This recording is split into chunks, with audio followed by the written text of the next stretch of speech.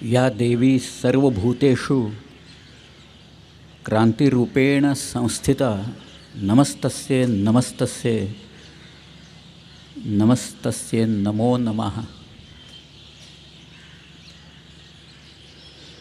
मी भगवद्गीतेची जी सुरुवात आहे, धर्मक्षेत्रे कुरुक्षेत्रे, त्यातला पहिला शब्द धर्मक्षेत्रे असा आहे।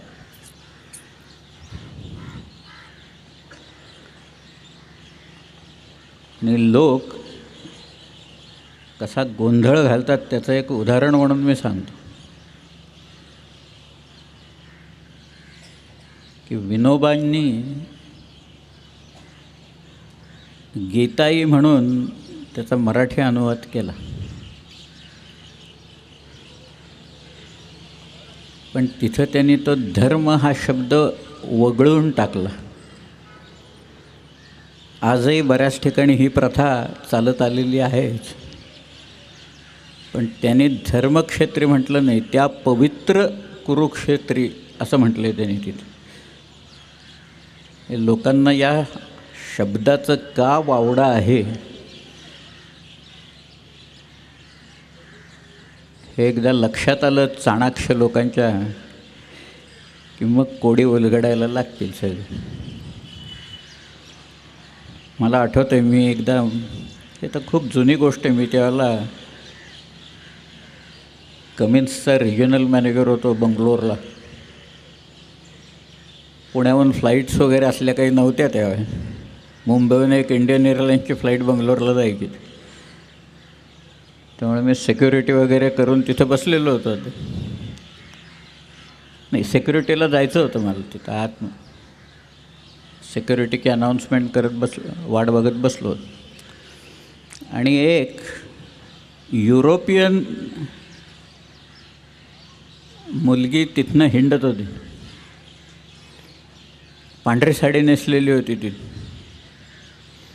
तिच्या गळ्यात एक शबनम बॅग होती, त्याच्यात काही पुस्तकं होती, अनवाणी होती, पायात चपला वगैरे काही नव्हत्या तिच्या। आणि ती मग ह्यांना भेट त्यांना भेट एक पुस्तक काढून दाखवत होती, काही कोणी घेतलं नाही तिच्यातनं। शेवटी मी एकटाच बसलो असं म्हणताना ती माझ्या शेजारी येऊन बसली आणि ती मला म्हणाली, have you heard of ISKCON center? म्हटलं, yes, I have heard of ISKCON, I know Bhaktivedanta Swami Prabhupada. ती म्हणाली, why don't you buy this book, these are the lectures of Bhaktivedanta स्वामीची, असं म्हणून तिने एक एवढं पुस्तक काढलं जाडवर। फार सुंदर चित्र होती ते, त्यातली चित्र फार छान असतात त्या पुस्तकात। मी ते आपलं बघत होतो, ते काय सगळे भगवद्गीतेवरच सगळं निरूपण होतं। मी तिला म्हटलं, किती किंमत आहे याची? ती म्हणाली, 75 रुपये। मी गोष्ट 80 सालची सांगतो आहे त्या। मी म्हटलं, this is available for 1 rupee in Marathi. विनोबांची गीताई 1 रुपयाला मिळते म्हटलं। तिला म्हटलं, काढ कुठला अध्याय तुला काढायचं? तो ऊर्ध्वमूल मध शाखम काढला तिने, मी श्लोक म्हणून दाखवले आणि तिला अर्थ सांगितला। ती म्हणाली, same has been written by Swamiji over here. म्हटलं, दुसरं काय लिहिणार? नाही तर जे आहे तेच लिहिणार ना, आणखीन काय लिहिणार स्वामीजी? पण हे 1 रुपयात म्हटलं आम्हाला मिळतं, तुम्ही 75 रुपये आमच्याकडनं इथनं काढता या सगळ्या ह्याच्यात। मग ती म्हणाली, आर यू अ प्रोफेसर? म्हटलं, no, I am an engineer. मी आत्तापर्यंत लोक बघत होते बरं का आमच्याकडे, बाकीचे सगळे काय चाललं आहे, यांचं एक बाबा बसला इथं आणि मग ती मुलगी मग ती म्हणाली, okay, I will give you 1 पिरियॉडिकल म्हणून एक बॅक टू गॉडहेड म्हणून त्यांचं एक पिरियॉडिकल दर महिन्याला काढायची, ते तिनं मला दिलं। आणि ती म्हणाली, next time Wien you will come please visit our centre. त्यांचं जुहूला एक सेंटर होतं। मग मी आपलं हो वगैरे म्हटलं, आता काय माझी जरा परिस्थिती नाजूक झाली होती एकूण सगळे पाहिल्यावर। पण तिला जाताना मी म्हटलं I will tell you about a coincidence. ती म्हणाली, काय? म्हटलं, I am born on the day lord Krishna was born.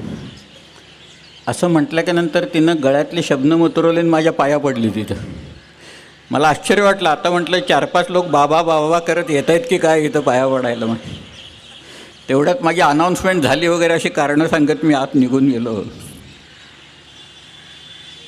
पण गीताई जी आहे किंवा गीता आहे ते आपण लहानपणापासून मुलांना शिकवत असतो.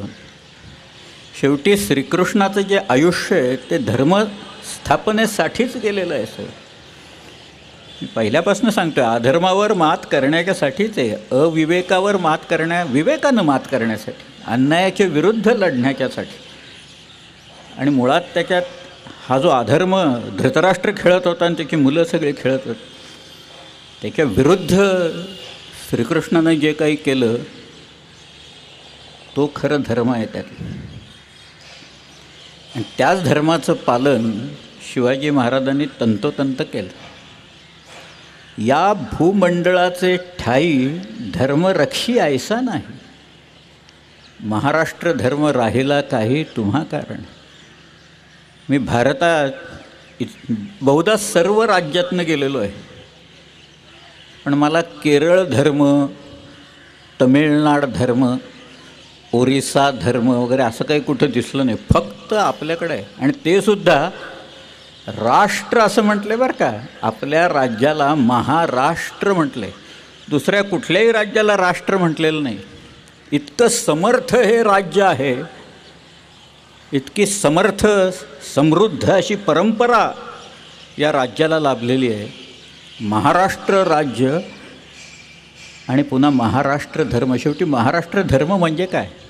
अन्यायाविरुद्ध लढणं, त्याला वाचा फोडणं, हेच तर आहे शिकवलेलं. पण तरीसुद्धा शिवाजी राजांच्याकडे पाहायचा जो लोकांचा दृष्टिकोन, मी तुम्हाला आता शिवाजीराजांनी आयुष्यात काय काय केलं आणि काय काय नाही हे कृत्य सांगणार आहे.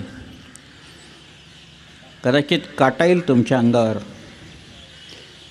कदाचित लोक म्हणतील हे थापा मारतायत वगैरे, पण मी तुम्हाला ते कुठे तेही सांगतो सगळं, कारण लोकांनी ते लपवलेलं आहे, दडपून ठेवलेलं आहे.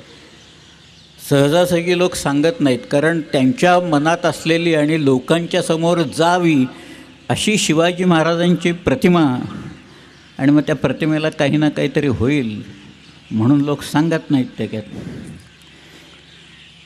परंतु रामदास स्वामी इथं म्हणतात, या भूमंडळाचे ठाई धर्मरक्षी ऐसा नाही.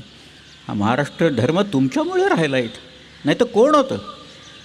भोवताली सगळ्या या शाह्या होत्या वेगवेगळ्या, एका बाजूला सिद्धी होता, पोर्चुगीज होता. तुम्ही अवश्य प्रियोळकरांचं इन्क्विझिशन नावाचं पुस्तक वाचा. या इन्क्विझिशनमध्ये गोव्यात जे तळीव अत्याचार कसे चाललेले होते त्यावेळेला याची कल्पना तुम्हाला येईल.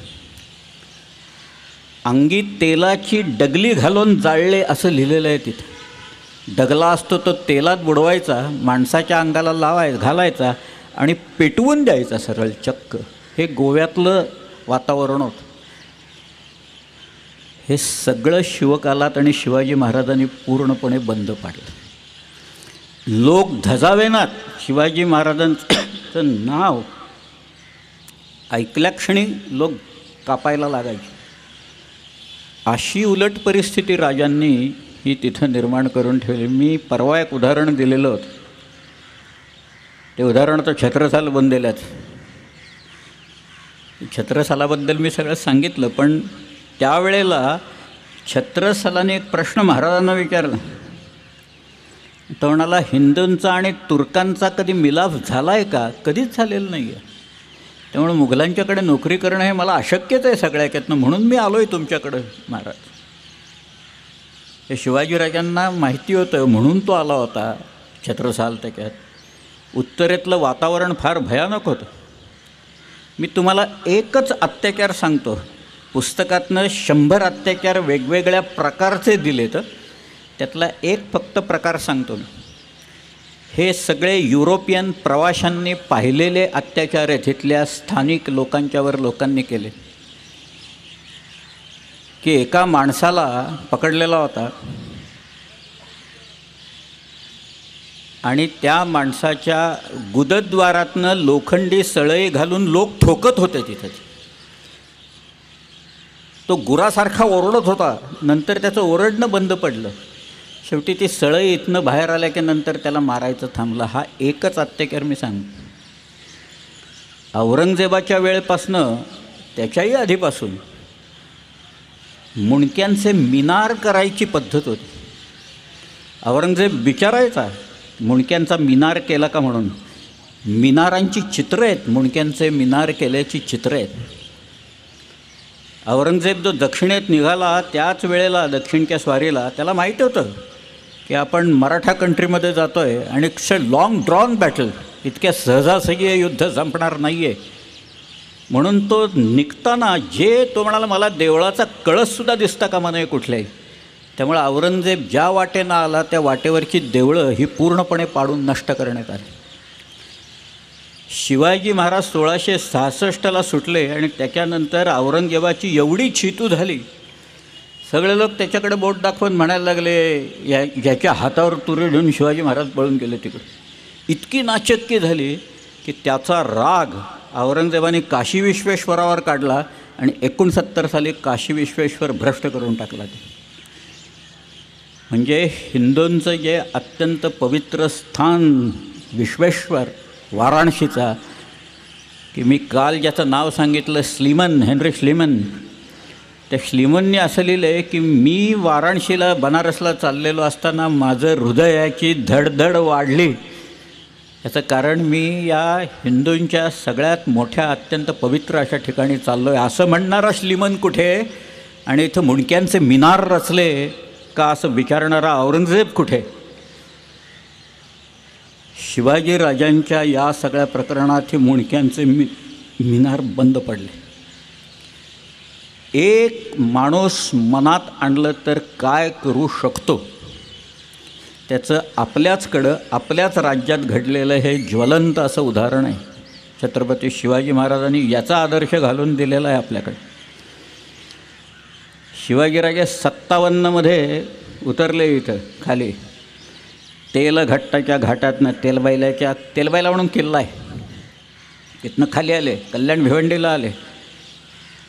आणि कल्याण आणि भिवंडी हे मी माझ्या मनातलं सांगत नाही आहे, हे मी शिवभारतातला सांगतो आहे. शिवभारत हा ग्रंथ शिवाजी महाराजांच्या आज्ञेवरनं परमानंद गोविंद नेवासकरांनी रचला. 31 अध्याय पूर्ण आहेत, त्याच्यात 32व्यात 9 श्लोक आहेत. शिवाजीराजे जिवंत असताना तो ग्रंथ रचला गेलेला आहे, कारण 74 साली हा वारला परमानंद. त्या परमानंदांनी असं त्याच्यात लिहिलेलं आहे की शिवाजीराजे कल्याण भिवंडीला आले आणि तिथं ज्या देवळांच्या मशिदी झालेल्या होत्या त्या शिवाजीराजांनी परत तिथं देवळं बांधली आणि तिथल्या काझी आणि मौलवींना कैद करून नेलं. आणि या मुलाचे जर का हे उपद्व्याप असे चालले तर आपल्या धर्मप्रसाराला अडथळा येईल, म्हणून अफजलखाना मी तुझी नियुक्ती करतो, असं एक वाक्य त्या आदिलशहाच्या मुखात त्या परमानंदानं घातलेलं आहे. मूळ संस्कृत श्लोक असा आहे, त्वया गृहीत्वा कल्याणम तथा भीमपुरीमपी, भीमपुरी म्हणजे भिवंडी, त्वया गृहीत्वा कल्याणम तथा भीमपुरीमपी यवनांना महासिद्धिनिलय किलपातितः. पाडून टाकले त्यांनी. आहे कल्पना याची कोणाला? शाळेपासनं आत्तापर्यंत पुस्तकात कुणी लिहायचं धाडस केलं आहे का हे सगळ्याचं? कवींद्राचं सगळ्याच्या सगळं लोकांनी शिवचरित्र लिहित असताना वापरलेलं मात्र हे एवढं मात्र सोडून टाकलं. त्या एवढंच नव्हे, अजून एक सांगतो मी. 1689मध्ये मातबर खान या नावाचा औरंगजेबाचा एक सुभेदार कल्याणला आला आणि त्याच्यामार्फत पत्र अनेक गेली आणि काही आलीसुद्धा. त्याचा जो लेखनिक होता त्याचं नाव जेठमल. या जेठमलांनी ती सगळी पत्रं जी आहेत ती एकत्र करून ठेवली. 100 पत्र आहेत.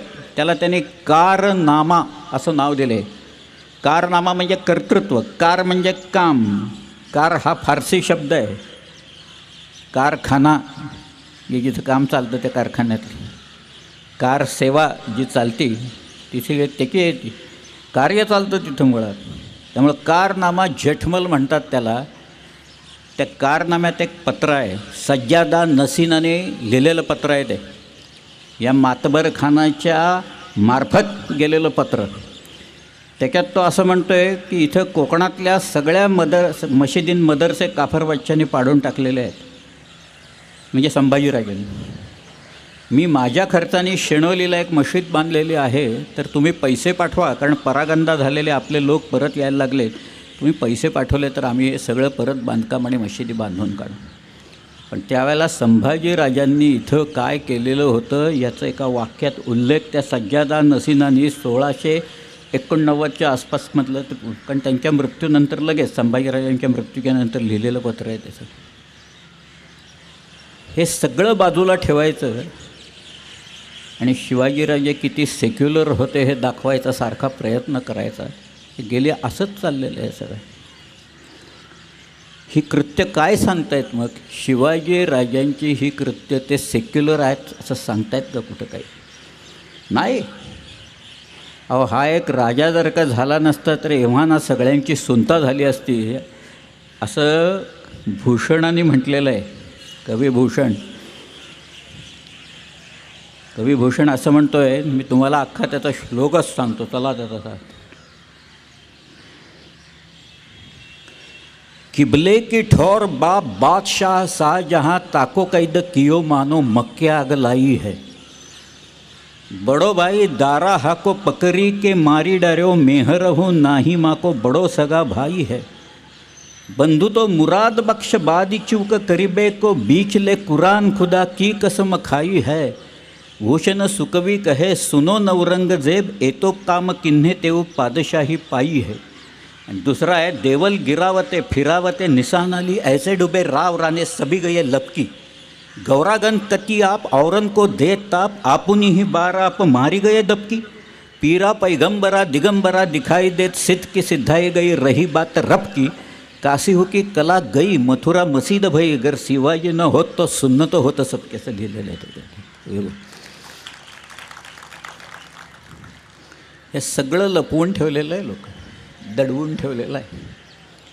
तो असं म्हणतो आहे, देवळं पाडून टाकलेली आहेत, देवलं गिरावत फिरावते निशाना आली. त्यावेळेची परिस्थिती काय आहे ती तो भूषण सांगतो आहे. उत्तर प्रदेशमधलाच आहे तो. यमुनेच्या काठी त्रिविक्रमपूर म्हणून एक गाव आहे, तिकमापूर, घाटमपूर परगण्यात आहे. तुम्ही कानपूरहून जर का हमीरपूरला जायला लागला तर वाटेच घाटमपूर सचेंदीन तिकमापूर. त्याच्या पलीकडं अगदी जवळ गाव आहे, त्याचं नाव आहे अकबरपूर बिरबल जिथनं आला ते गाव तिथनंच. आणि तो म्हणतोच आहे स्वतः की बिरबल जिथनं आला तिथनंच मी आलो आहे म्हणून. देसन ते गुणी आवत जाचनता ही तिन में आयो एक कवी भूषण कही तुझाई. विच कनौज कुल कश्यपी रत्नाकर सुत धीर रहत त्रिविक्रमपूर सदा तरणी तनुजा तीर. त्या कालिंदीच्या यमुनेच्या काठावर असलेल्या तिकमापूरमधनं मी इथं आलो आहे. आणि त्यांनी ती सगळ्या बातम्या तिथं ऐकल्या. शिवाजीराजे आग्र्याहून निसटले ही इतकी आश्चर्यकारक आणि बातमी होती त्यावेळेची. खरं लोक हादरले सगळे, आग्र्याच्या भोवतालचे सगळे लोक हादरले. म्हणजे त्यावेळेला कल्पना लोकांच्या अशा आहेत. एक भूषणाचा छंद असा आहे, म्हणजे त्याच्यातनं लोकांच्या मनात शिवाजीराजांच्याबद्दल काय कल्पना झाल्या होत्या म्हणून सांगतो आहे मी. तो म्हणतो, चारी चारी चौकी जहाँ चकता की चहूँ और सांजरू भोर लगे रही जिय लेवा की. सगळीकडे जीव घेण्या चौक्या आहेत, चारी बाजूला लागलेल्या आहेत. सांजरू भोर, रात्रीपासनं संध्याकाळपासनं भोर म्हणजे पहाटेपर्यंत त्या चौक्या लागल्यात. चारी चारी चौकी जहाँ चकता म्हणजे औरंगजेब, चुगताई वंशाचा म्हणजे चंगीज वंशाचा हा जो आहे माणूस. चारी चारी चौकी जहाँ चकता की चहूँ और सांजरू भोर लगे रही जिय लेवा की. कंधे दरे कावड़ चलो जब चाँव से एक लिए एक जात चले मेवा की. भैंस को उतारी डार्यो डंबर निवारी डार्यो कर्यो भैंस और जब चल्यो सात मेवा की. आता शेवटची वेळ बघा. पौन हो कि पंछी हो कि गुटका की गौन हो देखो कोण भांती गयो करामात सेवा की. शिवाजी महाराजांची ही सगळी करामत आग्र्याची बघून हा वाऱ्यासारखा गेला का पक्षासारखा उडून गेला का गुटखा खाऊन गुप्त झाला हे काही कळेनासं झालेलं आहे, असं त्यांनी लिहून ठेवलेलं आहे. पूर्वी गुटखा खाऊन गुप्त होता येत असे अशी एक कल्पना होती. आता गुटखा खाऊन लोक कायमचेच गुप्त होतात, दिसतच नाहीत बरं तिथं ते. पण त्यावेळेला लोकांची मनस्थिती काय झालेली होती, एक सामाजिक धारणा काय होती, सामाजिक भावना काय होती, हे त्याचं चित्रण, शब्दचित्रण, शाब्दिक चित्रण भूषणांनी त्याच्या छंदातनं हे सगळं केलेलं आहे. तो म्हणतोय देवल गिरावते, देवळं पाडली आहेत, फिरावते निशाणं आली, आलिक्या नावानं निशाणं फिरत आहेत. ऐसे डुबे राव राणे सभी गये लपकी, राव राणे सगळे पळून गेलेत, लपून बसलेले आहेत. गौरा गणपती आप, तो म्हणतो अरे गौरी आणि गणपती तुम्ही विघ्नहर्त्या देवताना, तुमची वेळ येता तुम्ही कुठं लपून बसलाय असं म्हणतोय. गौरा गणपती आप औरन को देत ताप, आपुनीही बार आप मारी गये दबकी. पीरा पैगंबरा दिगंबरा दिखाई देत, सिद्ध की सिद्धाई गई रही बात रब की. काशी हो की कला गई, काशीला अवकाळा आली. मथुरा मसीद बाई, मथुरेची मशीद झाली. गर शिवाजी न होत सुन्नत होत सबकी. हे उत्तर प्रदेशमधल्या त्यावेळेच्या लोकांना कळलेलं होतं. त्यावेळेचे उत्तरेतनं लोक इथं येऊन इथल्या राजांच्याबद्दल कवनं रचत होते. आता काय करतायत उत्तरेतनं इथं येऊन लोक, बघा सगळे काय आम्हालाच कवनं रचावी लागत आहेत त्यांच्यावर, सगळ्या त्यांच्या कर्तृत्वावर. पण भूषण हा एक जिंदादिल कवी आहे हो, त्यावेळेचा मोठा कवी आहे तो, त्याला महाकवी म्हटलं आहे. हिंदीचा जो काळ आहे त्याला रीतिकाल आहे त्यावेळेचा. रीतिकाल म्हणजे शृंगारिक ज्या वेळेला कविता होत असत, सगळे कवी शृंगाराकडे वळलेले होते. देवदेवतांच्यापासून शृंगाराची वर्णनं लोकांनी केलेली आहेत. अशा वेळेला एक कवी वीररसावर कविता करतो, हाच एक मोठा पायंडा या भूषणाने तिथं उत्तर प्रदेशमध्ये पाडला. आणि तो आपल्याकडे आला, तो हे सांगतोय सगळं की शिवाजी महाराज आहेत म्हणून आणि होते, नाहीतर एव्हाना सगळ्यांची सुनता झाली असं. हे आत्ताचं मी सांगत नाही आहे, त्यांनीच लिहून ठेवलं आहे, ते मी सांगतोय तुम्हाला. नाही तर लोक म्हणा की तुम्हीच सांगताय काहीतरी केलं, मला कुठलं काय जमणार आहे असलं काव्य बिव्य रचायला, मला नाही जमणार ते. त्या भूषणाने हे सगळं लिहून ठेवलेलं तिथं का, त्याचं तुम्ही अख्खं भूषणाचं काव्य वाचा. ते केवळ छत्रपती शिवाजी महाराज, छत्रपती शिवाजी महाराजांचं हिंदुत्व, शिवाजी महाराजांनी हिंदुत्व कसं टिकवलं, शिवाजी राजांनी जानव्याचं रक्षण कसं केलं, याच्यावरच अवलंबून आहे. वेदांचं रक्षण शिवाजी महाराजांनीच केलं असं सांगणारा पहिला माणूस भूषण आहे त्यावेळेस. आश्चर्य वाटेल, पण वेदांचं रक्षण केलं शिवाजीराजांनी. वेद राखे विनीत, पुराण प्रसिद्ध राख्यो, प्रसिद्ध पुराणांचं रक्षण केलं. राम नाम राख्यो अति रसना सुधर्मे, रामनामाचं जिव्हेवर रक्षण केलं, मुखात रामनामाचं रक्षण केलं असं तो म्हणतोय. वेद राखे विनीत, पुराण प्रसिद्ध राख्यो, राम नाम राख्यो अति रसना सुधर्मे. हिंदुन की चोटी रोटी राखी है सिपाहन की, कंधे में जनेऊ राख्यो, माला राखी गरमे. मीडी राखी मुगल, मुगल घाबरले सगळे असं म्हणतोय तो. मीडी राखी मुगल, मरोडी राखे बादशाह, बादशाही घाबरून बसला.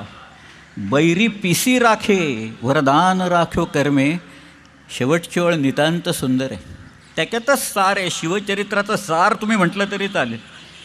राजन की हद राखी, तू तुझ्या राज्याच्या सरहद्दींचं रक्षण केलंस. राजन की हद राखी, कशाच्या जोरावर? तलवारीच्या बळावर, शस्त्राच्या बळावर. राजन की हद राखी, तेग बल शिवराय. देव राखे देवल, स्वधर्म राख्यो घर में. देवांचं रक्षण केलं, देवळांचं रक्षण केलं, आणि स्वधर्माचं रक्षण हे राजा तू तुझ्या तलवारीच्या बळावर केलंस हे सांगणारा भूषण पाहिला तिथं. काय सांगायचं आता त्याच्याबद्दल, आणि काय शिवाजी महाराजांच्याबद्दल किती गोष्टी सांगायच्या. उत्तरेतल्या लोकांना आकलन झालं, ते आमच्या लोकांना इथं होत नाही अशी परिस्थिती आहे तिथं. अरे सांगा ना, मी जिथं जिथं गेलो, शिवाजी महाराजांची ओळख भारतातल्या इतर प्रदेशातनं काही ठिकाणी जरी लुटारू म्हणून होत असली तरी शिवाजीराजांनी हिंदूंचं रक्षण केलं हे मात्र लोकांना माहिती आहे, फार आसामपर्यंत. मला आठवतं आहे एक आसाममध्ये कॉन्फरन्स आमची होती, डीलर्स कॉन्फरन्स. ती झाल्याच्या नंतर मी प्रश्न विचारला, does anybody know mister Suryakumar Bhuya, SK Bhuya कोणाला माहिती आहेत का? एक माणूस धावत पुढं आला आणि मला म्हणाला, mister Bedekar, why do you want mister SK Bhuya? म्हटलं, he has written one article which has been published in our periodical And title of that article is Shivaji from Assamese documents. आसामी कागदपत्रातनं शिवाजी महाराज असं ते पुस्तक. तो म्हणाला, sir you are the first person in last 30 years who has asked me this question. म्हणाला S K. Bhuyan is no more unfortunately, but fortunately you are standing right in front of his son. I am his son. म्हणाला चला घरी आत. त्यांनी मला त्यांची पुस्तकं दाखवली आणि Lachit Borphukan and its times. Shivaji महाराजांची प्रेरणा अशी होती की मुघल हे सगळे बाहेरचे लोक आहेत, तुर्की लोक आहेत, कपट बलांनी या देशात ते आलेले आहेत आणि त्यांच्या विरुद्ध एकजूट करायला पाहिजे. म्हणून आसाममधले लोक, कुचबिहारचा राजा गुवाहाटीला पत्र लिहितोय की शिवाजीराजांच्या हालचाली कशा चालल्यात त्या, आणि त्या ब्रह्मपुत्रच्या पात्रात एक तो नाविक लढाई खेळतोय. बॅटल ऑफ सराई घाट म्हणतात, अश्वक्लांत, इटाखोली आणि गुवाहाटी त्याच्यात, आणि तो जिंकतो. त्याची प्रेरणा शिवाजी महाराज आहेत असं लिहून ठेवलं आहे त्यांनी तिथे. त्याचं काय कुठं जावं तिथं मला शेवटी माझंच कौतुक करायचे. मलाच लोक हार घालायचे त्यावेळेला. तिथे लोकांनी हार मलाच घातला. अरे म्हटलं मला घालू नका. ते म्हणाले जर का राजा नसते तर काय झालं असतं हे सगळ्यांना माहिती आहे म्हणाले. ते म्हणतात ते अगदी बरोबर आहे. सगळ्या ऐक्यात भूषणाचे तर छंदचे छंद आहेत, सगळ्या ऐक्यातनं आले. प्रार्थना करतोय तो या शिवाजीला यश दे, यश दे, यश दे असं कायम तो म्हणत आलेला आहे त्याच्यात. परंतु पोर्चुगीज लोक अत्याचाराच्या बाबतीत तयार होते. मुघलांनी जसे अत्याचार केले तसेच पोर्तुगीज लोकांनी सुद्धा इथं भरपूर अत्याचार पोर्चुगीज लोकांनी केलेले. सगळ्यांनी केले आमच्यावर अत्याचार. कुणी केले नाहीत. सिद्ध्यांनी अत्याचार केले, पोर्चुगीजांनी केले, इंग्रजांनी सुद्धा केले, त्याच्यात निजामशाहीने केले. त्यातल्या त्यात निजामशाही थोडीफार बरी होती. तिथं शहाजीराजांनी शेवटी चालवली ती स्वतः. मुर्तजा नावाच्या निजामशहाच्या मुलाला तिथला जो होता गादीवर, त्याला स्वतः मांडीवर घेऊन शहाजीराजे निजामशाहीच्या तख्तावर बसायचे आणि राज्य करायचे. त्याने एक उदाहरण शिवाजी महाराजांना घालून दिलेलं होतं. पुढे 36 साली निजामशाही घेतली. मुघलांनी आणखी ती आदिलशाहीनं वाटून घेतली. कधीतरी चिखलातसुद्धा पण एखादं कमळ उगवतो बरं का कुठं. मी तुम्हाला आदिलशाहीचं एक उदाहरण सांगतो. आदिलशाहीत एकूण 8 बादशाह झाले. अजून एक 9वा होता, मल्लू नावाचा, छोटा होता, तो वारलात. मी त्याला काही धरत नाही आहे. पण या सगळ्याच्यात एक दुसरा इब्राहिम आदिलशाह जो होता तो स्वतःला जगद्गुरू समजायचा. हा जो दुसरा इब्राहिम होता तो स्वतःला सरस्वती आणखी गणपतीचा पुत्र समजायचा. बघा आता मी म्हणतोय चिखलात कमळ कसं असतं ते. हा स्वतःला सरस्वती आणखी त्या गणपतीचा पुत्र समजायचा. त्याने तिथं श्रीकृष्णाची चित्र काढून, भगवान विष्णूंची चित्र काढून ठेवलेली आहेत. आसार महाल नावाची एक जागा आहे. लोकांनी आता पुसून टाकलेली आहेत ती, तरी पण पूर्ण पुसता आलेली नाही आहेत अशी परिस्थिती. आसार महालात विजापूरला गेलात तर दिसेल. ह्याच्या पत्राची सुरुवात, फरमानाची सुरुवात किंवा फरमानाच्या पुढच्या 2-3 ओळीत काय असेल? दुसऱ्या इब्राहिम आदिलशाच्या फरमानात, फरमाने हुमायून शर्फ सुदूर या बजानिब आमिलान हाल वैस्तक वगैरे ते आलं की तो असं लिहायचा, अच पूजा श्री सरस्वती, म्हणजे सरस्वतीची पूजा करून हे फरमान मी पाठवतो. त्याच्यात असं आहे, माझ्याकडं आहेत, दाखवीन मी. दुसरा इब्राहिम आदिलशाहनं अच पूजा श्री सरस्वती असं लिहिलेली फरमानं उपलब्ध आहे. पण एखादाच त्या सगळ्या ह्याच्यात असा एखादाच निपजतो कुठंतरी.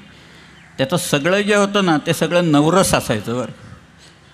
त्यांनी तिथं एक नवरस, त्याचं नवरसनामा या नावाचा एक ग्रंथ रचून घेतला. ते नवरसपूर या नावाचं एक गाव वसवलं त्यांनी. त्याचा तंबोरा होता, तो गाणीबिणी म्हणायचा, रातदारी वगैरे म्हणायचा, सगळं स्वतःच म्हणायचं. त्याच्या तंबोऱ्याचं नाव होतं मोती खान, असं त्याचं नाव होतं ते तंबोऱ्याचं.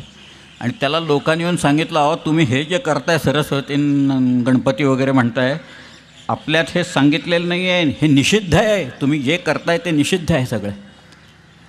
तेव्हा या जगद्गुरूंनी उत्तर दिलं इब्राहिमाने की मग ज्या धर्मात याची पूजा सांगितली असेल सरस्वतीची आणि गणपतीची, तो धर्म मी स्वीकारीन. असं म्हटल्यावर सगळे गप्प बसले सगळ्या याच्यात, कारण हा बादशाचं हो तिथं बसलेलं.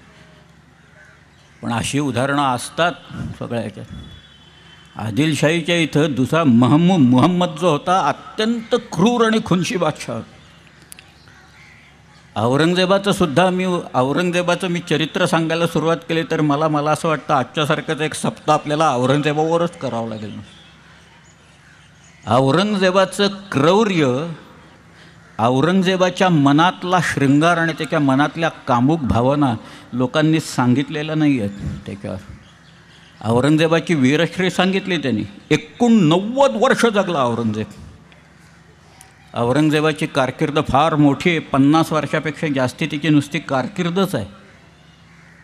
24 ऑक्टोबर 1618 या दिवशी औरंगजेबाचा जन्म झाला आहे आणि 20 फेब्रुवारी 1707 या दिवशी नगरच्याजवळ भिंगरला औरंगजेब वारला. शेवटपर्यंत ठीक होतात. मुंडक्यांचे मिनार असणारा औरंगजेब हा इथं आम्ही जागा दिली त्याला शेवटी. पण औरंगजेबाची इथल्या लोकांनी जी काही दैना उडवली सगळ्याच्यात. पण त्याचं एक उदाहरण सांगतो की शिवाजीराजे आग्र्याला जे गेले ते कशा दिव्यातनं पार पडले याचं एक उदाहरण म्हणून मी तुम्हाला सांगतो की औरंगजेबाचा थोरला भाऊ होता. तो राज्यावर येणार अशी व्यवस्था शहाजहाननी करून ठेवलेली होती. त्याचं नाव होतं दारा शुकोह. दाराला काही हिंदू लोकांच्याबद्दल त्याला मुळीच तिरस्कार नव्हता दाराला. उलट तो मुसलमान आणि की ते हिंदू लोकांना आणून त्यांचे वादविवाद घडवून आणायचे. त्यानं स्वतः एक ग्रंथ रचला. त्याचं नाव आहे मजमू अल बहरीन. बहर म्हणजे समुद्र आणि समुद्र संगम म्हणजे 2 संस्कृतींचा संगम असं त्यांनी लिहिलेलं आहे. त्यांनी उपनिषदांचं फारसीमध्ये भाषांतर करून घेतलं आणि त्याला नाव दिलं अल्लोपनिषद असं त्यांनी नाव दिलेलं आहे. एक शेख सरमद या नावाचा त्याचा एक गुरु होता. या सरमदच्या बरोबर तो नेहमी वाटाघाटी करायचा. या सरमदचं सुद्धा मुंडकं औरंगजेबानेच उडवलं. गुरु तेग बहादुरांचं जसं मस्तक औरंगजेबाने उडवलं तसंच या सरमदाचं मस्तक त्याने उडवलं. पण सामूगडला लढाई झाली की गादीवर आता कोण येणार, कोण बसणार. त्यामुळे दारा शुकोह आणि औरंगजेब यांची लढाई हे सामूगडला झाली. मुराद बक्ष म्हणून त्याचा भाऊ होता. औरंगजेबाने त्याला सांगितलं की आपण ही लढाई मारली की मीच तुला बादशाह करणार, बादशाह तूच आहेस हे सगळ्या असं म्हणून ही लढाई त्यांनी मारली. दारा पळून गेला. पण दारा स्वतःच्याच लोकांच्या इथं सापडला. मलिक जीवन नावाचा माणूस होता. तुम्ही कधी भक्कर आणि सक्कर नावाचे किल्ले वगैरे ऐकलेत पाकिस्तानमधले. आत्ता पाकिस्तानमध्ये आहेत ते, त्यावेळेला आपल्याचकडे होते सगळे. पण तिथं जीवन मलिकनं त्याला पकडला आणि दारा शुकोहला औरंगजेबाच्याकडे आणून सोडला त्यांनी दिल्लीत एक खिजरबाग नावाची बाग आहे. खिजरबाग म्हणजे अलाउद्दीन खलजीचा जो मुलगा होता खिजर खान याच्या नावाने त्यांनी बांधली होती म्हणून त्याचं नाव तिथं दिलेलं आहे. तिथं याला ठेवलेला होता दाराला. आणि दाराचा मुलगा होता तिथं त्याच्याबरोबर. त्या मुलाचं नाव आहे सुलेमान शिकोह. आणि औरंगजेब वाट बघत बसला होता मुहूर्ताची. असा एक कोणता भाग्याचा दिवस पंडितांच्याकडनं आपण त्यांचे जे असतील कोण त्यांच्याकडनं हुडकून काढू की भावाला मारायचा त्या दिवशी म्हणून हे जास्तीत जास्त फायदा मला होईल. म्हणून औरंगजेबाने तो दिवस हुडकून काढला. आणि त्याचा एक गुलाम होता. त्याचं नाव नजर बेग चिल्हा. त्या नजर बेगाला सांगितलं की तू जा आणि जे काम मी तुला सांगितलं ते काम करून येतो. नजरबेग चिल्हा बरोबर 6 माणसं घेऊन निघाला. खिजरबागेत आला. त्याला पाहिल्यावर दारा शुकोहने ओळखलं की आपला मृत्यू जवळ आलेला आहे. त्याचा जो मुलगा आहे तो म्हणाला अब्बूला मारायच्या आधी मला मारा. पण त्या मुलाला बाजूला काढला. नजरबेग चिल्हाने त्या दाराला पाडला. म्हणजे मुघल सल्तनतीत तख्ते ताऊस म्हणजे मोर, मयुरासन होतं ते, त्याच्यावर बसणारा आणि पुढचा बादशाह याला नजरबेग चिल्हाने जमिनीवर पाडून एका कट्यारीनं त्याचं मस्तक चराचरा चिरलं. आणि ते मस्तक घेऊन हा नजरबेग चिल्हा हा औरंगजेबाकडे आला. संध्याकाळची वेळ होती. औरंगजेब बागेत बसलेला होता आणि तो घेऊन आला नजरबेग दाराचं मस्तक आणि म्हणाला हुजूर दुश्मन का स्तर लाया हूँ. दुश्मन म्हणजे थोरला भाऊ. त्याचं मुंडकं आणले. औरंगजेब म्हणाला, जरा प्रकाश कमी आहे, चिरागदानं घेऊन या, क्षमादानं घेऊन या. क्षमादानं लोक घेऊन आले. ते दोन्ही बाजूला उभे राहिले. औरंगजेबाने त्या मस्तकाकडे पाहिलं. इथनं रक्त आलं होतं नाकातनं, ओठातनं, डोळ्यातनं. ते पुसून घ्या म्हणाला सगळं. ते सगळं त्यांनी पुसून घेतलं. मग औरंगजेबाने परत पाहिलं आपल्या भावाच्या मस्तकाकडं. मग ते शामूगडच्या लढाईत त्या दाराचा किमांश पडलेला होता, तो औरंगजेबाकडे कोणीतरी आणून ठेवलेला होता. तो औरंगजेबाच्या खापगाह म्हणजे शयनगृहात होता. तो त्यांनी आणायला सांगितला. आणि मग तो किमांश आणल्यावर औरंगजेब उठला स्वतः. त्याने तो किमांश हातात घेतला आणि दाराच्या त्या मस्तकावर घातला असा. आणि चारी बाजूनी त्यांनी पाहिलं आणि खात्री करून घेतली की दाराचंच मस्तक आहे ना, दारा म्हणून भलत्याचंच आणून दाखवतात नाही ना का मला. आणि मग त्यांनी नजरबेग चिलाकडनं कट्यार घेतली आणि त्या मस्तकाला असं 3दा टोचलं घेऊन जा म्हणाला माझ्यासमोर. हे थोरल्या भावाच्या बाबतीत करणारा औरंगजेब आहे. म्हणजे शिवाजी महाराजांच्यावर आग्र्यात काय संकट ओढवलेलं असेल याची केवळ कल्पना करा तुम्ही ते. आणि शिवाजीराजे हा सगळा प्रवास करत एकही माणूस त्यांचा दगावला नाही महाराजांचा. या सगळ्या प्रवासात सर्व लोक जिवंतपणे परत आले. काय त्यांच्याबरोबर जेवढे गेले होते, 8 हत्ती होते, तेही आले परत. कवींद्राबरोबर दिले होते. तो 2-4 वेळा पकडला गेला, दवशाला बिवशाला सगळीकडे पकडला गेला. पण हे सगळे परत आले. अशा औरंगजेबाच्या तावडीतनं परत आले सगळे. आणि म्हणून शिवाजी राजांची जी तलवार उचललेली आहे कायम, ही अशा अन्यायाच्या विरुद्ध की हे ज्याला धर्म म्हणतायत आणि तुम्ही आमच्या मुडक्यांचे मिनार करताय. आणि औरंगजेब कन्व्हर्जन्स करतो आहे सारखी लोकांची. नेतोजी पालकराचं केलंच ना त्यांनी शेवटी. नेतोजी परत आला. आणि एवढंच नाही, संभाजी राजांच्या मृत्यूच्या नंतर नेतोजी हा परत मुघलांच्याकडे गेला. 23 मार्च 1690चं एक पत्र आहे, राजाज्ञा म्हणून शंकराजी नारायण सचिवांनी लिहिलेलं बाजी सर्जाराल. त्या पत्रातली 4 वाक्य सांगतो म्हणजे लक्षात येईल तुम्हाला. लांबलचक पत्र आहे. त्यांनी लिहिले, औरंगजेब पातशाने या देशीचे किती एक लोक मुसलमान करावे ऐसे केले. या उपरी नेतोजी राजे, जानोजी राजे, साबाजी घाटगे यासहित कित्येक ब्राह्मणासही मुसलमान केले. असं त्याच्यात वाक्य आहे.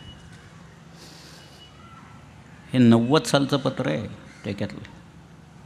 या अशा सगळ्या परिस्थितीत शिवाजीराजे तोंड देत होते त्या. आणि ह्याला जर का तोंड द्यायचं असेल, अशा सगळ्या अन्यायाला, दडपणाला आणि या धार्मिक अत्याचारांना, तर ते शिवाजीराजांनी कसं दिलं आणि काय दिलं ह्याचं एक मी आत्ता जे उदाहरण आता तुम्हाला सांगणार आहे. काटा येईल तेव्हा उदाहरण ऐकून. पण हे कागदोपत्री नोंदलेलं आहे. समकालीन लोकांनी नोंदवलेलं आहे. ते काही उत्तरकालीन नंतर काही लिहिलेलं नाही आहे. समकालीन कागदपत्रातनं लिहिलेलं आहे. 1667 सालची गोष्ट आहे. शिवाजीराजे आग्र्याहून आले. इथं आजारी पडलेले होते. पण शिवाजीराजे 67मध्ये त्यांनी आदिलशाहीशी एक तह करून टाकला. ते म्हणाले, गोव्यात अत्याचार चालू आहेत आणि सावंतवाडीची जी काही मंडळी आहेत ही सगळी इथं कर देतो म्हणून सांगतात आणि तिथं गोळा करायला गेलं की गोव्यात पळून जातात आणि पोर्तुगीज लोक त्यांना आश्रय देतात. याचा बंदोबस्त मला करायला वेळ पाहिजे. म्हणून आदिलशाहीशी शिवाजी महाराजांनी एक तात्पुरता तह करून टाकला. आणि शिवाजीराजे बारदेसमध्ये आले. गोव्याचे 3 भाग आहेत. वरचा भाग आहे त्याला म्हणायचं बारदेस. मधलं जे बेट आहे ज्याला वेल्ह्या गोवा असं म्हणतात त्याला म्हणायचं तिसवाडी. आणि खाली सगळा जो भाग आहे त्याला म्हणायचं साष्टी. त्यातल्या हा जो तिसवाडी भाग आहे तिथं विझरी असायचं. विझरे म्हणजे व्हाईसरॉय असायचं ते.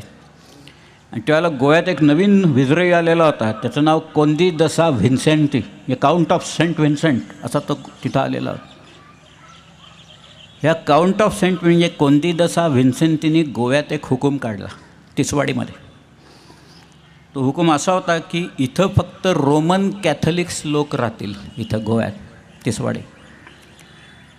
म्हणजे थोडक्यात म्हणजे तुमची इस्टेट जर का वाचवायची असेल तर तुम्हाला रोमन कॅथलिक व्हावं लागेल. आणि तुम्हाला जर का धर्म वाचवायचा असेल तर इस्टेट सोडून गोव्यातनं निघून जावं लागेल. असा एक अल्टरनेटिव्ह त्यांनी दिलेला होता लोकांना. लोक हवालदिल झाले. आधीच 2-3 हजार लोक कन्वर्ट झालेले होते. बाकीचे लोक घाबरलेले होते. करायचं काय आता? पण त्यांच्या सुदैवाने शिवाजी महाराज त्यावेळेला बारदेसमध्ये आले. कुणीतरी या लोकांना सांगितलं, अरे जा, शिवाजी महाराज आले, तुमचं गाऱ्हाणं काय असेल ते त्यांना जाऊन सांगा. तो हे लोक शिवाजी महाराजांच्याकडे आले आणि त्यांनी सांगितलं, गोव्यात अत्याचार चालू आहेत. आता एक नवीन हुकूम काढला आहे की इस्टेटी टाकून निघून जा, वाचवायचे असतील तर त्यांचा धर्म स्वीकारा. शिवाजीराजे म्हणाले, असं? त्याने आपल्या लोकांना सांगितलं, गोव्याच्या सरहद्दीतलं एक गावच्या गाव उचलून लोकांच्या सकट पकडून आणायचं. आणलं. 1500 लोक आहेत. मर्द औरत कच्चे बच्चे असं लिहिले. तहच आहे तो, त्याला मी काय करणार. 1667 चालतं तहच आहे. हीच वाक्य आहेत, शब्द आहेत. मर्द औरत कच्चे बच्चे. वेंगुर्ल्याचे डच म्हणत आहेत त्याच्यात 800 बायकाच होत्या म्हणून. काही असतील कमी जास्त त्या सगळ्या. पण ही सगळी मंडळी पकडून आणली. त्याच्यात 4 जेसवाईट पाद्री होते. त्यांच्यातसुद्धा खूप पंथ आहेत, फ्रान्सिस्कन, डॉमिनिकन्स वगैरे. हे जेसुइट्स आहेत ना, ते अत्यंत कडवे सगळे लोक.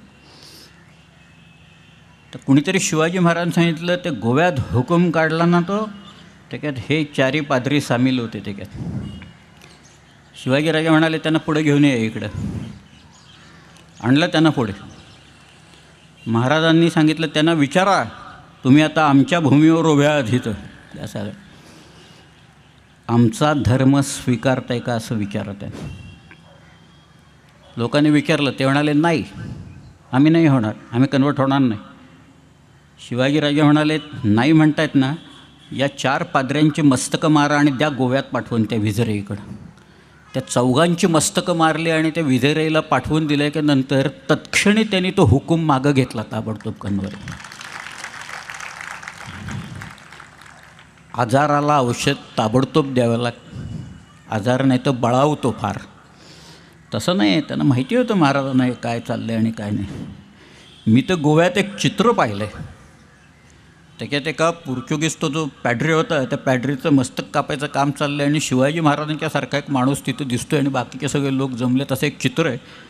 त्याचं साल जे काही होतं ना, ते खोडून भलतंच साल लोकांनी त्याच्यावर घालून खोडलेलं सुद्धा दिसतं आहे त्याच्यावर स्पष्टपणे. ते चित्र मोठं पेंटिंग आहे, ऑइल पेंटिंग गोव्यात आहे. मला आता सांगा, जर का असं असेल, मग शिवाजी राजांना कोणत्या धर्माची अपेक्षा होती? असा काही सेक्युलर वेगळा धर्म होता महाराजांना? हे काय सांगतायत? हे कागदपत्र सांगतायत, आत्ताचे लोक नाही. आत्ताच्या लोकांनी कुणीही उठावं आणि काही तुम्ही कागद सांगा ना. मग कुठे कागद? समकालीन कागद काय म्हणताय? राजापूर लुटलं शिवाजी महाराजांनी. ते राजापूर लुटल्याच्या नंतर तिथला जो ऑक्झिंडन आहे किंवा त्याच्या आधी आपलं हेनरी रेव्हिंग्टन आहे तिथं, हा जो रेव्हिंग्टननी पत्र जी काही शिवाजी महाराजांना लिहिलेली आहेत त्याच्यात एक वरती तो कुणाला ॲड्रेस करतो माहिती आहे का? शिवाजीराजांना पत्र ॲड्रेस करायचं तर तो म्हणतो general of the Hindu forces असं म्हणतो तो त्या सगळ्या, की त्यांना ॲडव्हाइट केलं तर हिंदू फोर्सेस. मला लोकांनी एकदा विचारलं शिवाजी महाराजांच्या पत्रात हिंदू असा शब्दच येत नाही म्हणून. म्हटलं तुम्ही किती पत्र पाहिलेली तरी आहेत, निदान वाचलेली तर मरूच देत म्हटलं, जाऊ दे, पण नुसती पाहिलेली तरी किती आहेत. म्हटलं जी जी वतनाची पत्रं आहेत महाराजांची त्याच्यात 2 वाक्य येतात खाली तळात लिहिलेले, ती वाचा म्हटलं. त्याच्यात लिहिलेलं असतं, जो कोणी हिंदू होऊन इस्किल करेल तर त्याला गाईची आण असे, आणि जो मुसलमान होऊन इस्किल करेल त्याला सोराची आण असे. सोर म्हणजे सुवर, म्हणजे डुकराची आण असे. असं लिहिलं आहे त्या पत्रात, लिहिलेलं आहे ते. शिवाजी राजांच्या पत्रातली मी वाक्य तुम्हाला सांगतो, काल नाही सांगितली, आज सांगायची होती मला म्हणून. त्याच्यात हे सगळं जे काही आहे हे स्वत्व जपण्यासाठी केलेलं आहे महाराज. स्वत्व सामान्य नाही आहे. तुम्हाला अनेक गोष्टींचं अवधान असावं लागतं. रामदासांनी म्हणून जे काही लिहिले, तयाचे गुणमहत्वासी तुलना कैसी, कशवी तुलना करू, धीर गंभीर उदार, शूर क्रियेसी तत्पर, सावधपणे नृपवर दष्ट केले. सगळे होते त्यांनी मारून टाक. आणि मग काय पुढं? गो ब्राह्मण प्रतिपाल. त्याच्यात आहे की हृदयस्थ झाला नारायण प्रेरणा.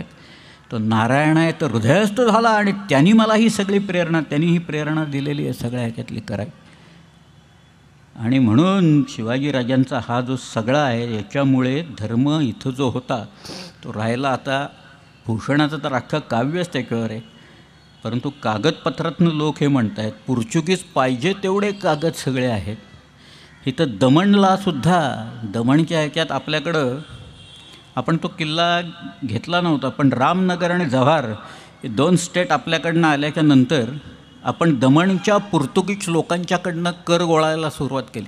महाराजांनी सांगितलं, बहुतेक तो प्रतापराव होता गुजर, एक महाराजांची सेना गेली तिथं आणि ते घाबरले, पोर्तुगीज लोक घाबरले. आता शिवाजी आता सुरत लुटणारा भेटणारा बाबा आता आपल्याकडं आल्यावर आपलं काय होणार. पण म्हणून ते म्हणाले की अरे तोफा तर डागायला पाहिजेत. तोफाला जे ॲम्युनिशन लागतं, दारुगोळा लागतो, त्याच्या किल्ल्या जेसुईट पादऱ्यांच्याकडं होत्या. जेसुईट पादरी आपल्याच किल्लेदाराला म्हणायला लागले पैसे टाका कॅश तर तुम्हाला ॲम्युनिशन देतो. बघा काय चाललं आहे तिथं त्या दमणच्या किल्ल्यात. शेवटी आपला जो माणूस होता कोण गेलेला तो फक्त दमदाटी करायला गेला होता त्यांनी तिथं.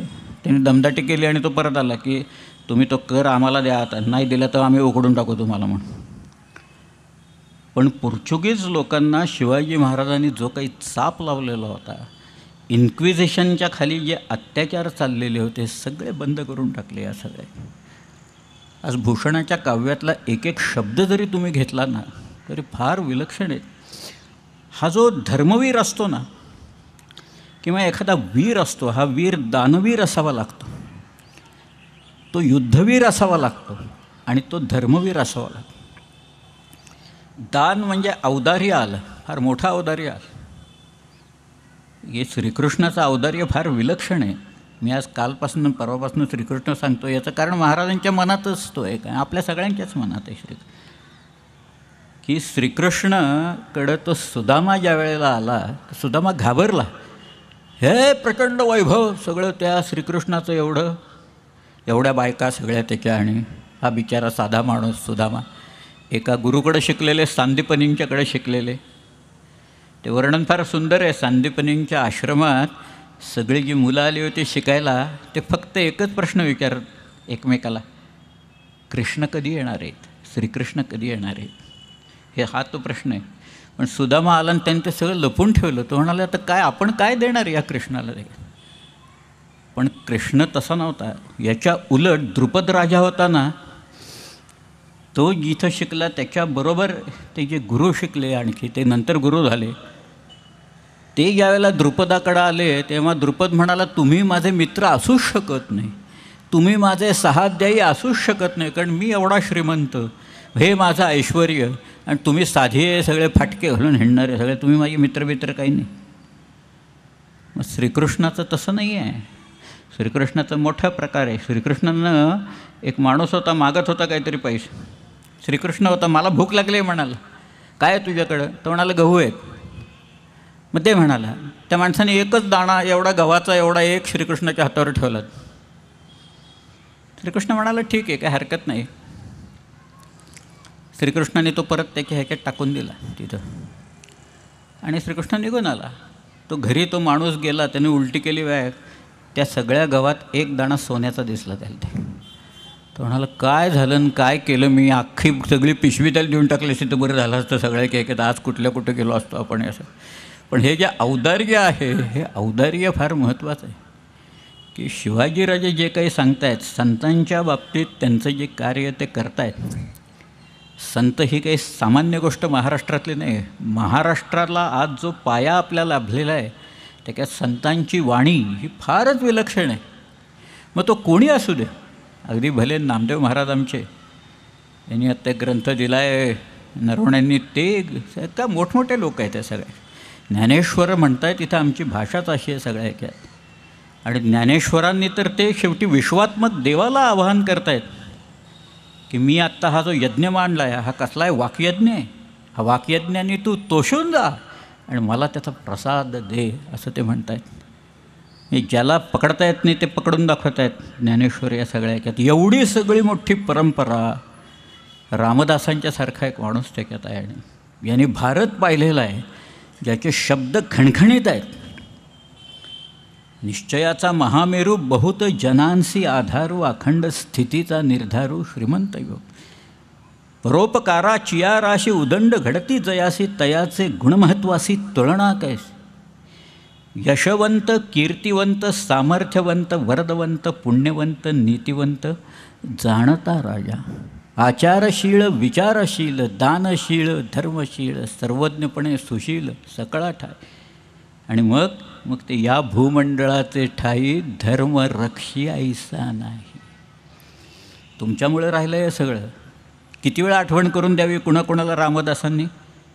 ती मुलं काही दिवस प्रार्थना म्हणतात बघा, त्याच्यात आहे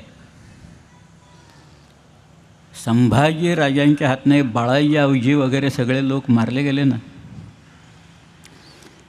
काय झालं असेल त्यावेळेला, पण बरेच लोक 20-22 लोक गेले त्याच्यात. त्यावेळेला रामदास स्वामींनी एक परत पत्र पाठवलं. ते पत्र बघा काय, त्याच्यात एक शब्द आहे म्हणून मला सांगायचं आहे. आज आपलं राज्याचं आज किती वर्ष झाली, 60 सालापासून ती 40 आणि 50 आणि 53 वर्ष झाली आज आपल्याला. पण ते संभाजीराजांनी लिहित आहेत बघा काय सुंदर शब्द आहेत. काही उग्रस्थिती सोडावी, काही सौम्यता धरावी, चिंतापरी लागावी अंतर्यामी. बहुत लोक मिळवावे, एक विचारे करावे, कष्ट करून घसरावे म्लेच्छांवरी. बघा काय, कष्ट करून घसरावे म्लेच्छांवरी. आहे तितुके जतन करावे, पुढे आणिक मिळवावे. महाराष्ट्र राज्य करावे जिकडे तिकडे. असं वगैरे. लोकी हिंमत धरावी, शर्थीची तलवार करावी, चढती वाढती पदवी पावाल तेढे. आणि मग शिवाजी महाराजांच्याबद्दल सांगतायत, सकल सुखाचा त्याग करुनी साधीजे तो योग. राज्य साधनेची लगबग कैसी केली. एका शब्दात त्यांनी शिवाजी महाराजांचं 50 वर्षाचे श्रम मांडले. राज्य साधनेची लगबग कैसी केली त्यांनी. मग शिवरायाचे 8वावे रूप, शिवरायाचा 8वावा प्रताप, शिवरायाचा 8वावा साक्षेप भूमंडळ, शिवरायाचे कैसे बोलणे, शिवरायाचे कैसे चालणे, शिवरायाची सलगी देणे कैसी असे. शिवरायासी आठवावे, जीवित तृणवत मानावे, इहलोकी परलोकी राहावे कीर्तिरूपे. पुढचे भयानक शब्द आहेत, बंदुकीच्या गोळीसारखे येणार आहेत. याहुनी करावे विशेष, तरीच म्हणवावे पुरुष. या परते आता विशेष काय लिहावे. पौरुष म्हणजे काय ते सांगतायत सगळ्यात. पौरुष कशात आहे ते सांगतायत. वडिलांचं सगळं आठवा, लगबग कशी केली त्यांनी हे राज्य साधनेच्यासाठी ती आठवून बघा सगळ्या ह्याच्यात. मी आज एक 2-4 गोष्टी सांगतो. हे संभाजीराजांचं दानपत्र आहे. संभाजीराजांना त्यांचं एकूण अपेक्षेपेक्षा राज्य लवकर मिळालं संभाजीराजांना. म्हणून संभाजीराजांनी 10,000 सुवर्णमुद्रा देण्याचं, नामदेव भट्ट बाकरे यांचे चिरंजीव, त्यांना तो स्वामी म्हणतो, त्यांना प्रतिवर्षी 10,000 सुवर्णमुद्रा द्यायचं ते दानाचं पत्र आहे. त्याच्यावरती 2 ओळी स्वतः संभाजीराजांनी त्यांच्या हस्ताक्षरात लिहिल्या आहेत. संस्कृतमधनं दानपत्र आहेत. त्याच्यात संभाजीराजे असं म्हणतात, मतम मे श्री शिवराजपुत्रस्य श्री शंभुराज छत्रपते यदत्रोपरी लेखितम असं म्हणतात ते.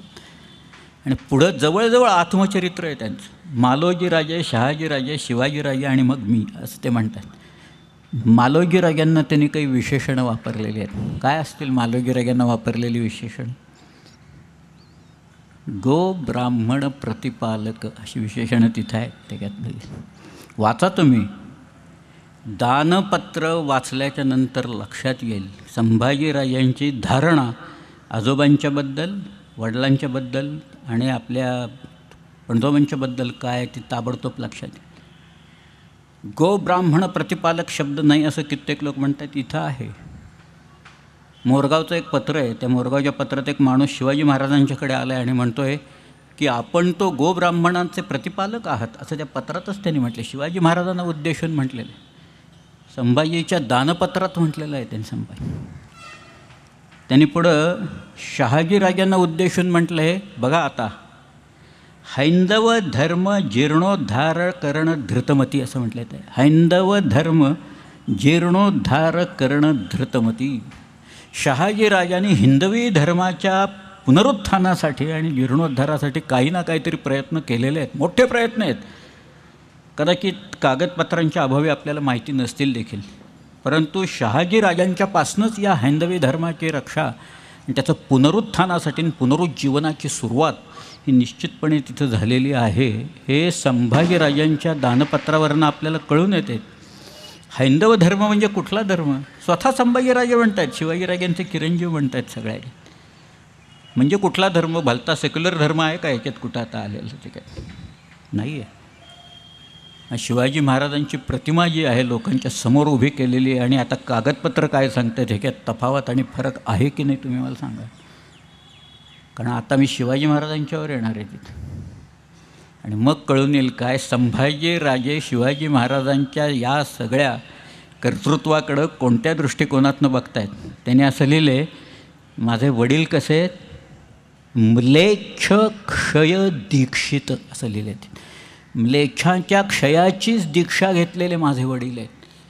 निर्धारित म्लेच्छक्षय निदान, म्लेच्छाच्या क्षयाचा निर्धार केलेले माझे वडील आहेत तिथे या सगळ्यात. असं शिवाजी महाराजांच्याबद्दल हे संभाजी महाराजांनी दानपत्रात त्यांच्या लिहून ठेवलेलं आहे. हे त्यांची धारणा शिवाजीराजांच्याकडं बघायची काय आहे आपल्या लक्षात येईल. हे पाहिल्याच्या नंतर म्हणजे मग धर्म धर्म धर्म जे काही म्हणतात तो धर्म कुठला आहे? आज स्वधर्म आहे तो. एक स्वप्रत्यय लागल्याच्या नंतर मी म्हटलं ना, एक रोमांच उभे राहतात तद्वत ते. एक प्रणाली आहे आमची, वेगळी प्रणाली आहे, आमच्या राज्याची प्रणाली आहे. काय दिलं नाही महाराष्ट्राने लोकांना? महाराष्ट्राने क्रांतीचा संदेश दिलेला आहे, सामाजिक उन्नतीचा महाराष्ट्राने दिलेला आहे संदेश, शैक्षणिक उन्नतीचा महाराष्ट्राने पाया घातलेला आहे सगळ्याच्या. क्रांतीचे तर सगळे अग्रदूत जे काही झाले त्यांना जो विचार होता, हा विचार कोणी दिलेला आहे? विचार आपल्या लोकांनी दिला आहे, महाराष्ट्रातल्या लोकांनी दिलेला आहे सगळ्या. अन्यायाचा प्रतिकार करण्याच्या साठी म्हणून जे काही आहे ते सगळं महाराष्ट्राने सगळ्यात पहिल्यांदा केलेलं. हा तो महाराष्ट्र अपेक्षित आहे. शिवाजीराजांचं जे स्वराज्य आहे आणि तो महाराष्ट्र आहे तो हाच आहे. हैंदव धर्म जीर्णोद्धार करणं धृतमती आणि म्लेच्छ क्षय दीक्षित. आता अजून एकच सांगतो त्याच्यात, फारच ते विलक्षणच आहे सगळं. तुम्ही कधी गोव्यात गेला नाही? गोव्यात गेलेच असतील सगळे, बहुधा तुमचा सगळा वेळ त्या कलंगूटन, अंजुनान, वाघातोर वगैरे असल्या तर कोलवा वगैरे अशा इथं गेला असेल असं मला नक्की माहिती आहे. ते कोणी बैतूलचा किल्ला पाहिला आहे की नाही मला माहीत नाही, कोणी खोलगड पाहिलं आहे की नाही मला माहीत नाही. त्या सप्तकोटेश्वराचं जे देवालय आहे, कदंबांचा देव तो सप्तकोटेश्वर, त्याचा जीर्णोद्धार शिवाजी महाराजांनी केला आणि त्यांचा शिलालेख तिथं आहे. तो तरी किती लोकांनी, नार्व्याच्या जवळ आहे बघा सप्तकोटेश्वर. हे गोव्यात गेल्याच्या नंतर आपण आपला वेळ सगळा कुठं काढतो या सगळ्याच्या. तिथं म्युझियममध्ये एक एवढा दगड आहे, दगड बोलतात. व्हॉइसेस इन स्टोन नावाचं एक पुस्तक आहे माझ्याकडे. मला आश्चर्य, मी कसे दगड बोलतात त्याचं एक उदाहरण म्हणून मी सांगतो. मी इंग्लंडमध्ये गेलो,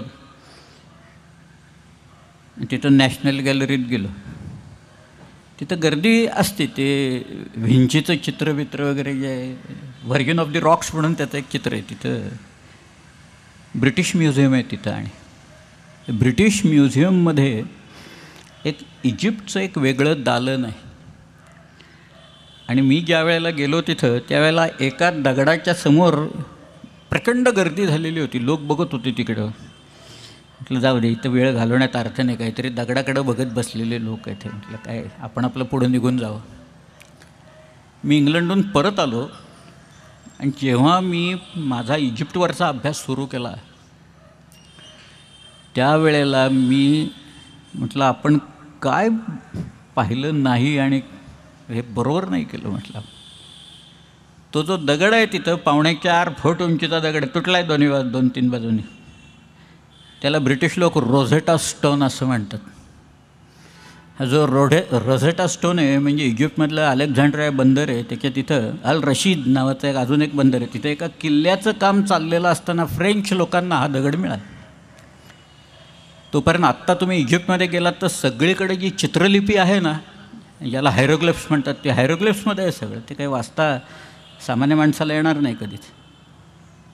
परंतु ते काय कळतच नव्हतं कोणाला. हायरोग्लिफिक म्हणजे आहे तरी काय बाबा. हा जो दगड आहे ना, ह्या दगडात 3 वेगवेगळ्या लिपीत मजकूर लिहिलेला आहे. बघा कशी आहे, की कुठं मिळते सगळी. त्याच्यात हायरोग्लिफ होती, मध्ये डेमॉटिक होतं आणि खाली ग्रीक लिहिलेलं होतं.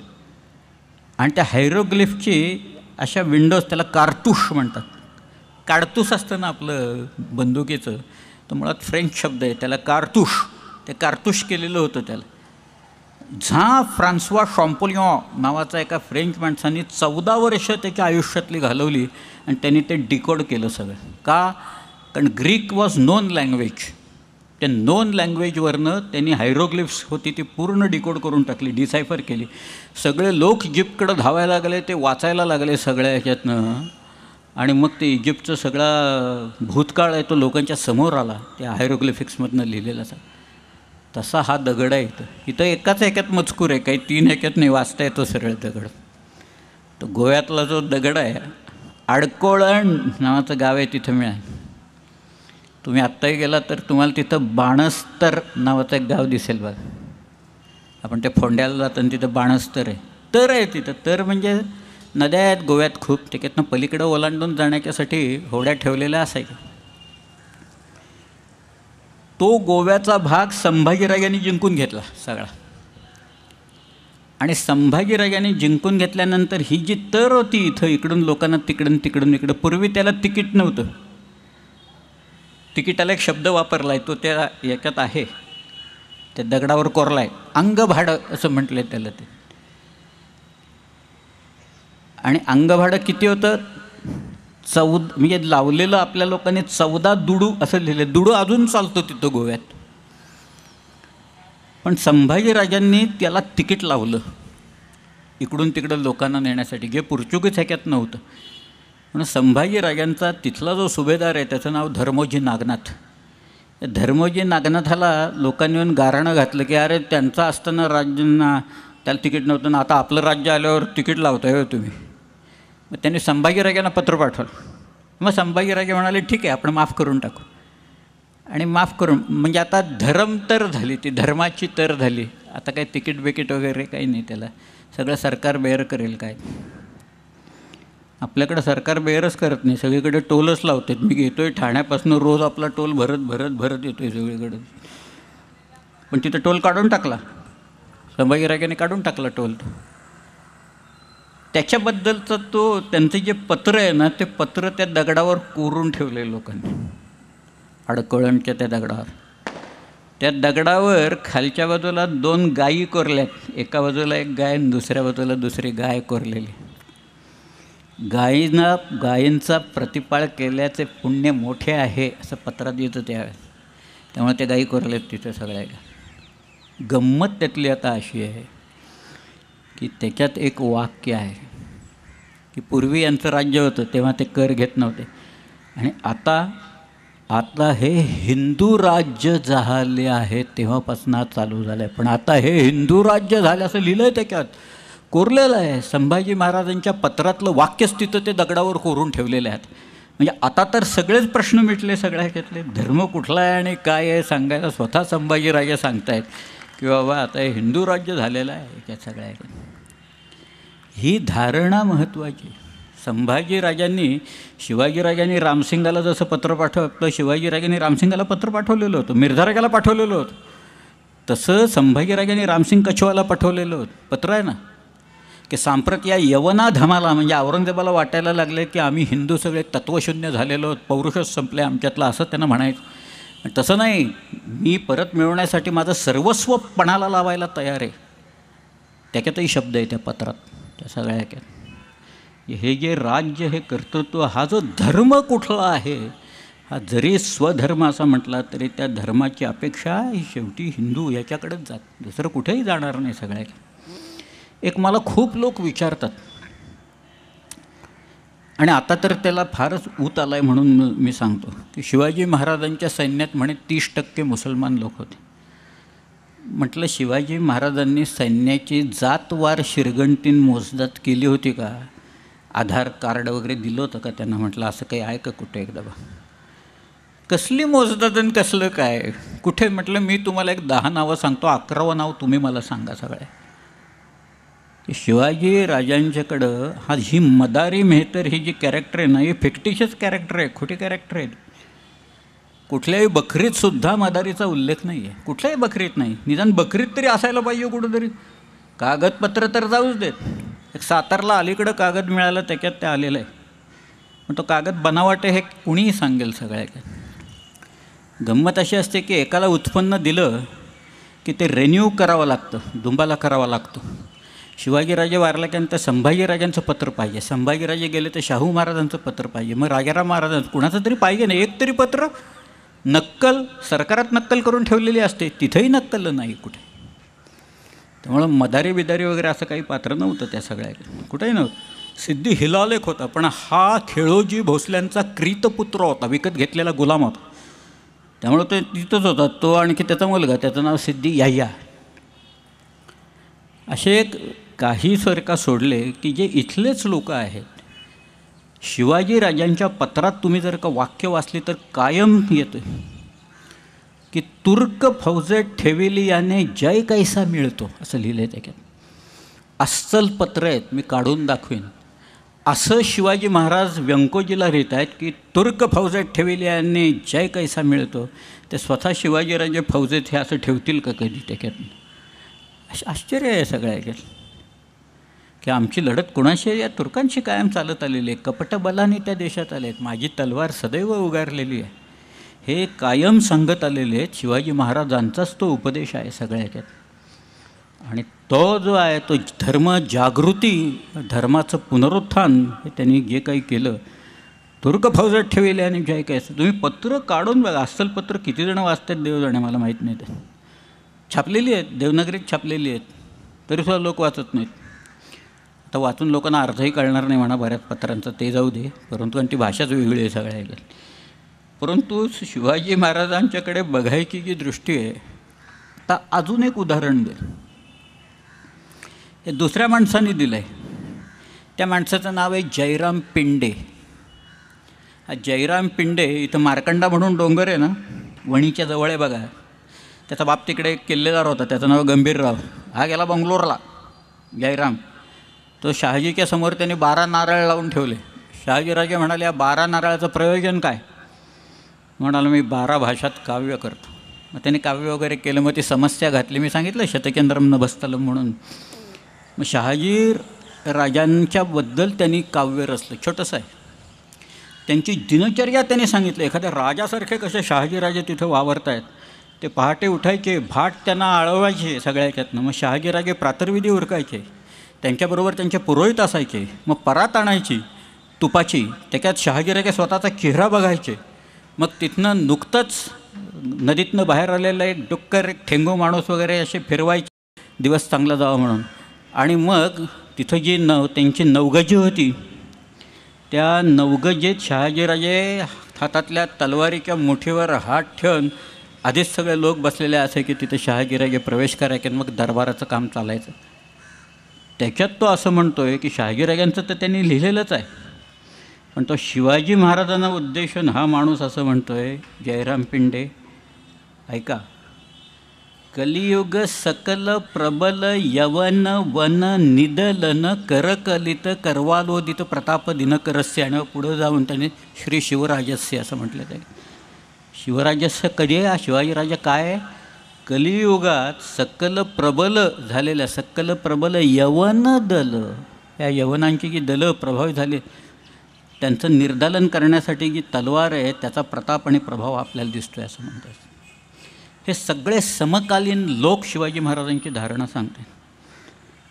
काल मी याचा उल्लेख केला राजकोशाचा. त्या राजकोशाचं मुळात उपोद्घात काढला तर हेच दिसेल. आज्ञापत्रात रामचंद्रपंत हेच सांगतो की शिवाजीराजांनी हा सगळा खेळ स्वराज्याचा सुरू केला. का सुरू केला?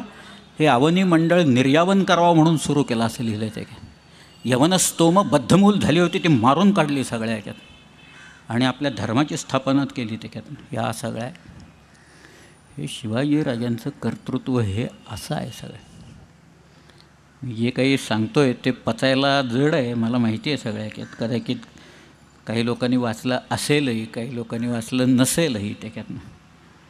परंतु मी ज्या वेळेला उत्तरेत फिरत होतो, त्या भूषणाला जसं शिवाजी महाराजांचं वेड लागलं तसं मला भूषणाचं वेड लागलेलं होतं ते. आणि त्या भूषणाच्या जेवढी पुस्तकं मिळतात तेवढी मी जमवली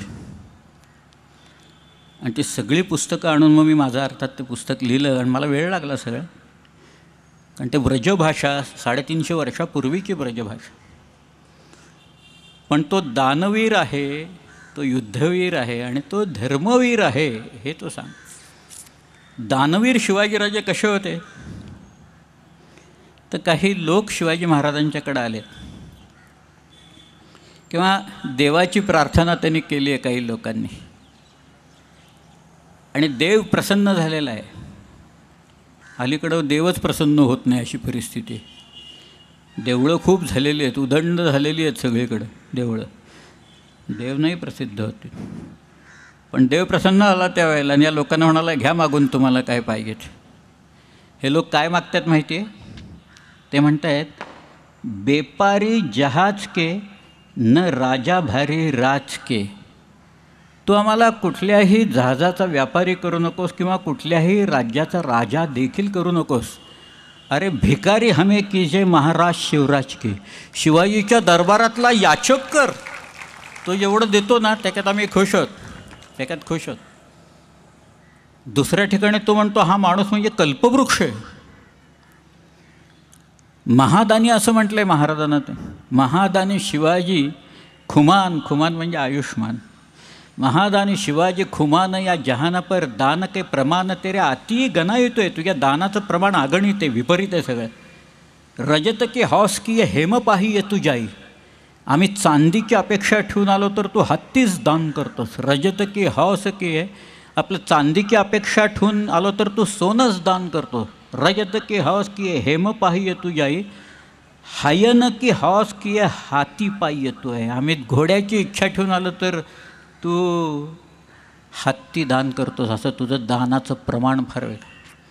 एक हे कल्पद्रुम आहे, हा कल्पवृक्षच आहे.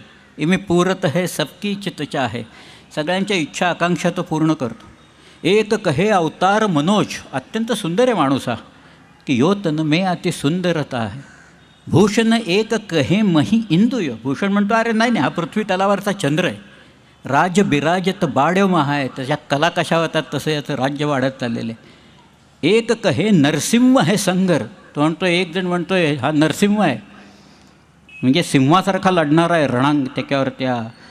दुसरा म्हणतो एक कहे नरसिंह शिवा आहे. शिवाच नरसिंह आहे.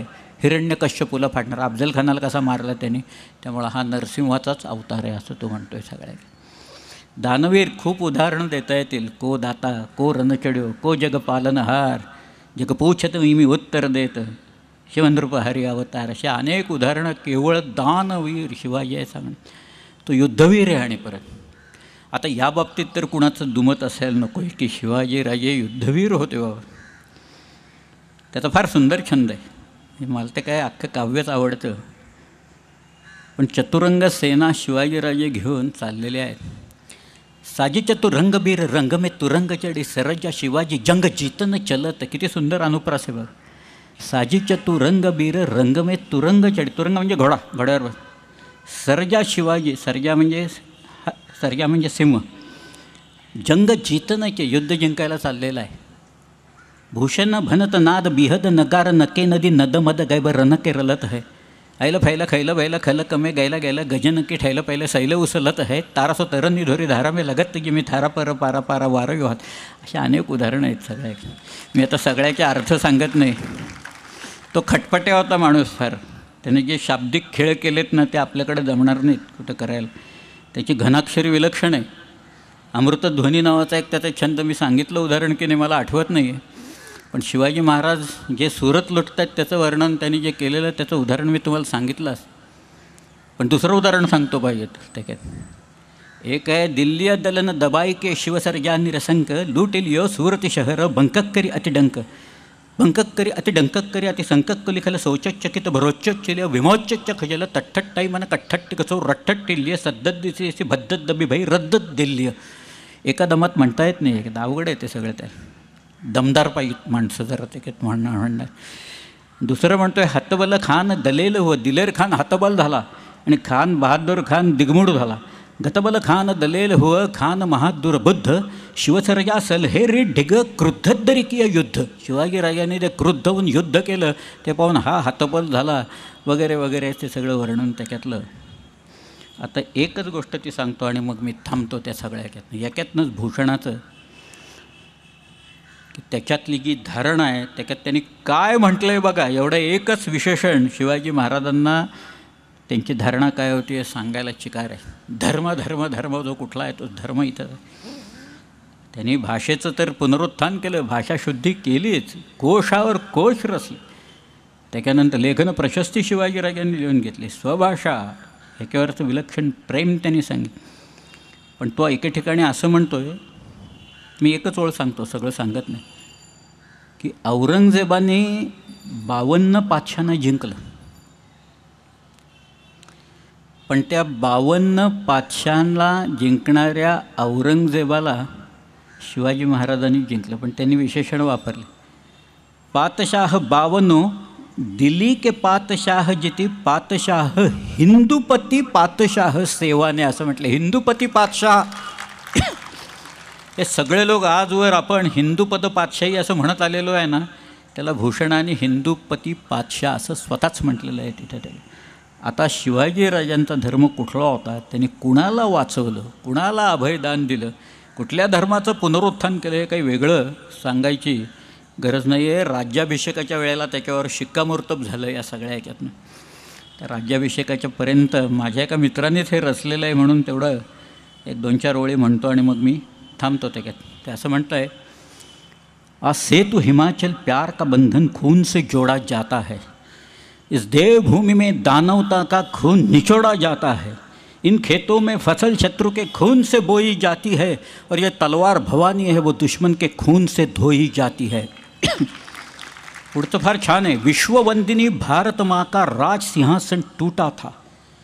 विश्ववंदिनी भारत माँ का राज सिंहासन टूटा था और पुनराभिषिक्त होने वाला ये राष्ट्रपुरुष शिवराया था. ये राष्ट्रपुरुष शिवराया था.